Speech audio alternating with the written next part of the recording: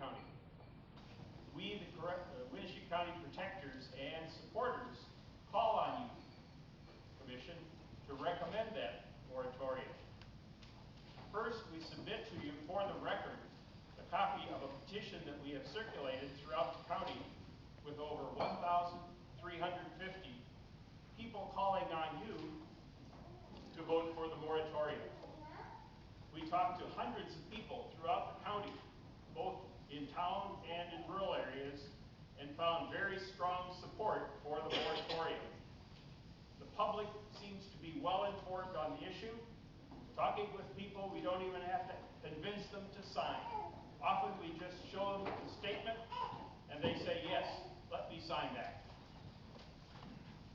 The Winneshiek County Protectors Board and their supporters have spent the last 5 months examining and investigating the case that the mining industry is making against a moratorium.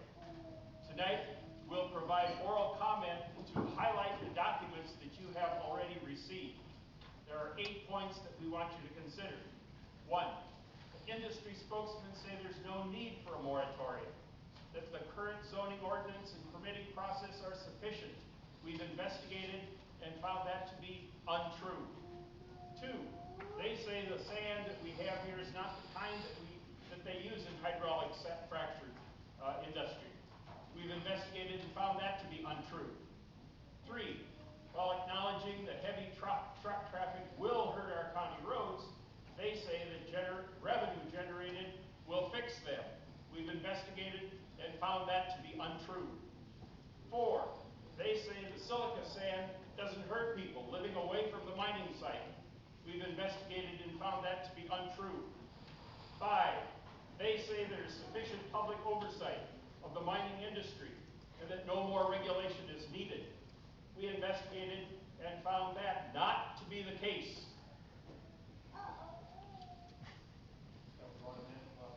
Thank you. 6, they say that polyacrylamides do not hurt drinking water.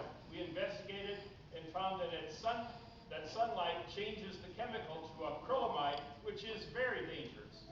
They say that sand mining will provide jobs and lots of money to the local economy. We've investigated and found that to be incorrect.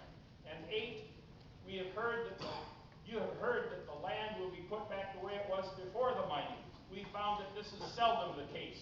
For these and other reasons, please listen to the will of the majority of the county's people and to the information you hear tonight, and vote in favor of a recommendation for a 24-month moratorium on industrial scale silica mining in Winneshiek County. Thank you.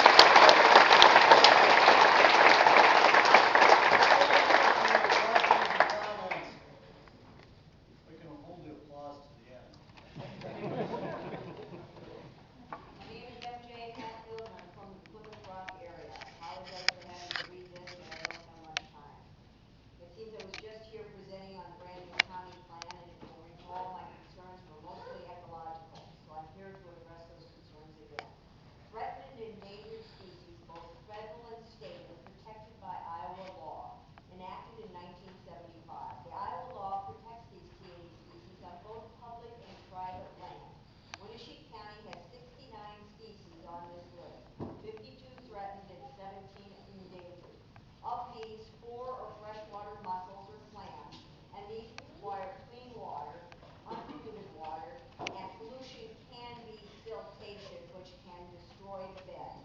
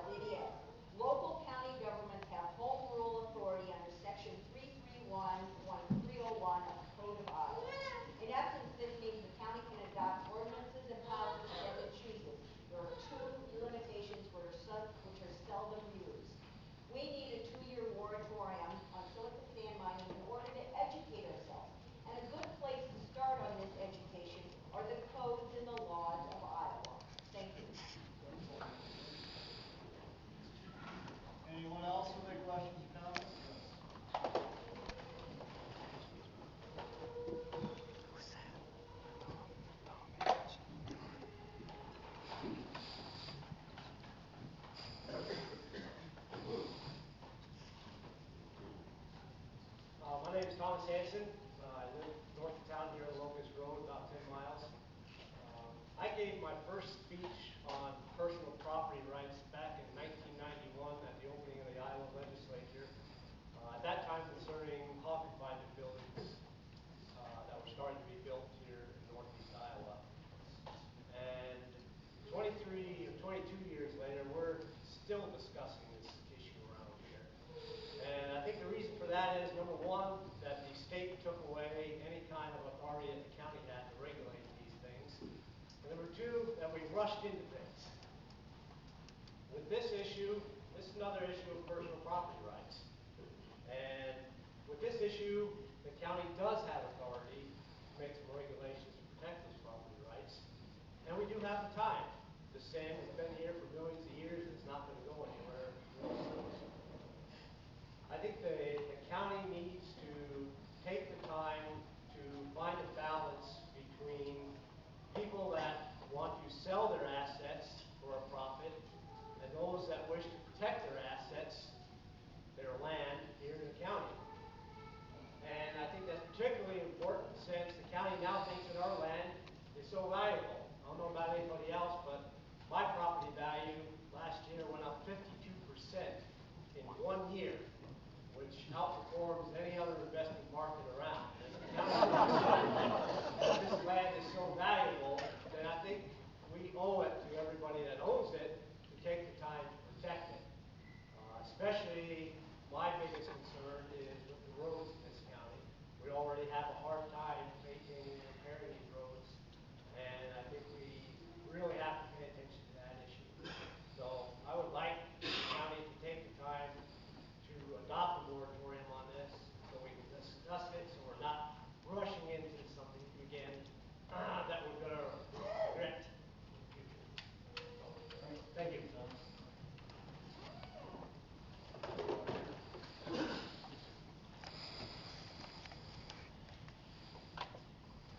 My name is David Osterberg, and I don't come from Winneshiek County. I come from the University of Iowa, where I teach occupational and environmental health. I teach in that department, and I also do outreach and community engagement for a federally funded center at my department. And yesterday, I put together a meeting with about 10 researchers and community outreach people in my department, or in my College of Public Health, also in the Department of Geology and in the program in regional planning. All of us knew something about this issue, and what we tried to do is pull together a meeting so each of us could talk about what we knew and what we might learn from the other. It was a very interesting meeting where professors were learning from one another. Where I teach, there is a specialty in environmental lung disease. And 3 of the people at that meeting, 3 of the professors, are experts in exposure to crystalline silica. That's a very dangerous substance, whether you've heard of that or not. It's nothing like normal dust that you might find on the roads that we were talking about earlier. It is a very hazardous substance. Exposures to high levels of silica, and that has to be in the size range where they get into the deep part of the lung, the alveolar region. When you have that kind of dust in the area, you can cause a disease called silicosis. And it is a fibrosis. It's very much like black lung. Black lung is what we're much familiar with. But this disease also has about 7,000 new cases every year in an occupational setting. It's a real disease. And besides that, this crystalline silica is also a carcinogen. There aren't that many things that are actual carcinogens as determined by the International Agency for Research on Cancer. But it is, along with asbestos, one of those things that happens. Okay, there are OSHA standards for workplace. There are not many ambient standards. And when it comes to a question about ambient exposure, there's not a lot of information. The Minnesota Environmental Quality Board just produced a document which I've read, which shows that there's not much out there. but there will be more data that's coming out of Minnesota. There is data coming out of Wisconsin. We've seen some preliminary data from the state of Minnesota, but all of it leads to this question: how much do you know, and how soon are you going to know more? And several of us at the University of Iowa will know more if we're given time to know more. And so I'm not sure we'll ever know enough about this exposure question, but we will know more. And so I'm here speaking in favor of a moratorium. And I'm speaking actually... Your 3 minutes are up. Well, can I just say the last sentence? Yeah. Time will give you more data-driven information. And it will also give us at the University of Iowa more time to help you with that decision if you'd like. Thank you. My name is Craig Mosher, and I live on Canoe Valley Road, just a quarter mile or so east of the Quandal mine.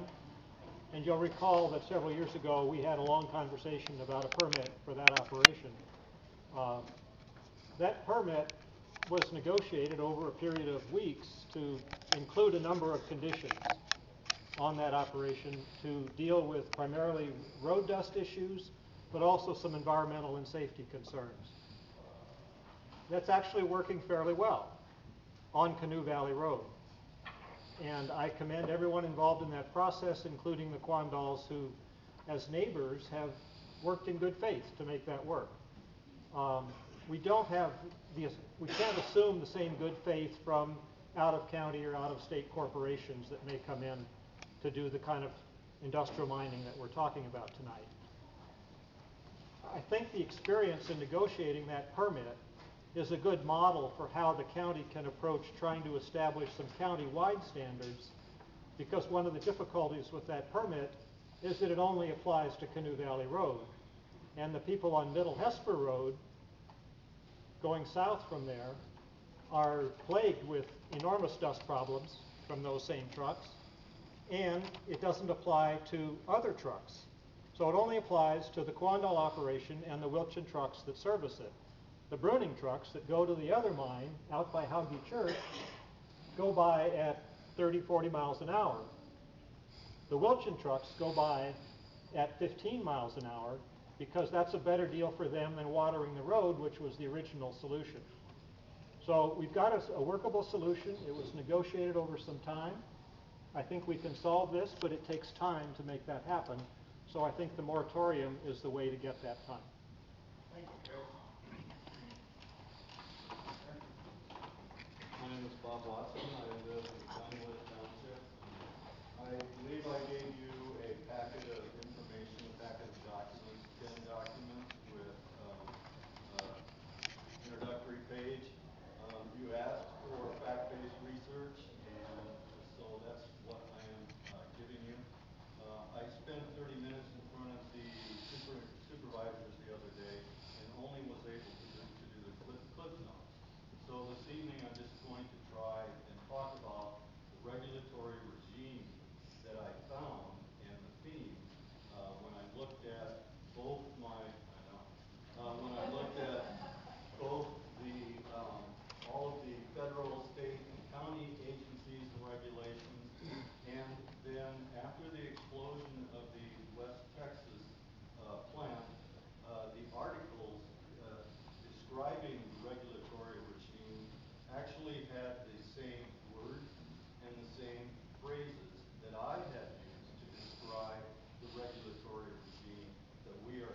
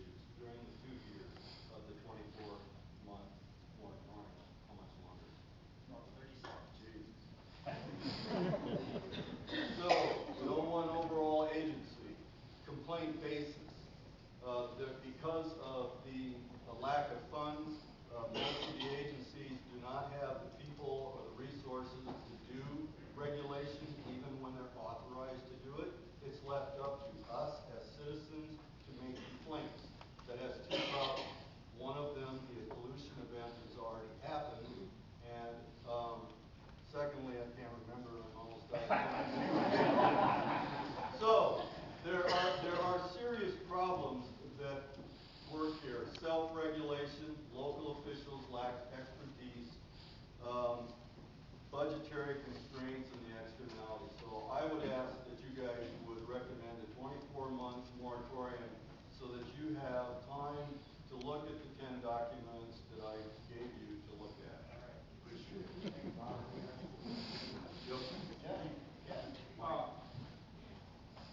What do you think in 2 years, as far as this regulatory regime, do you think it will improve in 2 years? That aspect. Well, yes, because we are the people that can do county-based regulations that'll take care of the patchwork, the holes in the regulations otherwise. We have the authority as a county to regulate all of those things that I talked about as externalities, and that showed up in the West Texas articles also.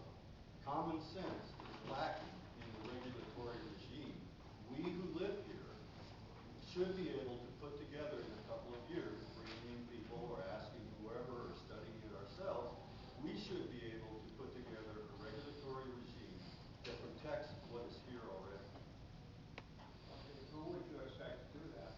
The supervisors, the zoning commission? Well, as it says in the code, in the zoning code, you have the authority to ask the Board of Health to ask for an environmental impact assessment or statement that could cover all of these areas. So, yes, we're citizens, you're citizens. We don't have the requisite expertise or knowledge, but there are people that do, including David, who has offered the services of the University of Iowa, plus all the studies that are now coming out of Minnesota and Wisconsin, should give us a pretty good handle on it. All right. Thank you. My name is Janet Alexander. I live in Pleasant Township, and I want to talk for a few minutes about concerns with monitoring and enforcement of ordinances. I think we have a lot to learn from our neighboring states of Minnesota and especially Wisconsin. Wisconsin did not have a moratorium, and they have a patchwork of